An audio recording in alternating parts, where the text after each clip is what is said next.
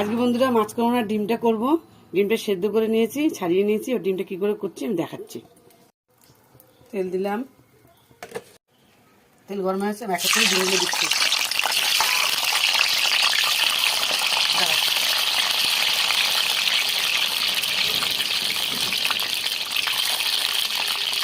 ডিমগুলো লাল করে ভেজে নিচ্ছি।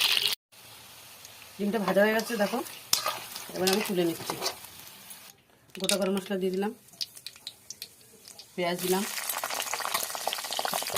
পেঁয়াজটা লাল করে ভেজে নিই। পেঁয়াজটা লাল করে ভাজা হয়ে গেছে, এবার একটা করে মশলা দেবো। টমেটো দিয়ে দিলাম, এখানে আছে রসুন বাটা, আদা বাটা, কাঁচা লঙ্কা বাটা।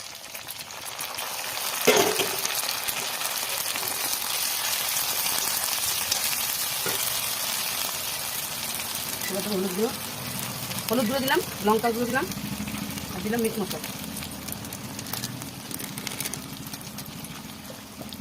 আর দেবো লবণ। একটু হাতে ছিটে জল দেবো, দিয়ে এটা ভালো করে কষাবো। দেখো মশলাটা খুব সুন্দর কষানো হয়ে গেছে, গন্ধটা খুব সুন্দর বেরিয়েছে। এবার আমি দিয়ে দেবো ডিমগুলো, ওকে একটু নেড়ে আমি জল দিয়ে দেবো।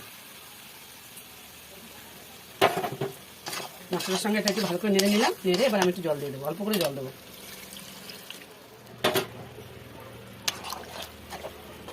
এবার 5 মিনিটের মতন ফোটাবো, ফুটিয়ে নামিয়ে নেবো।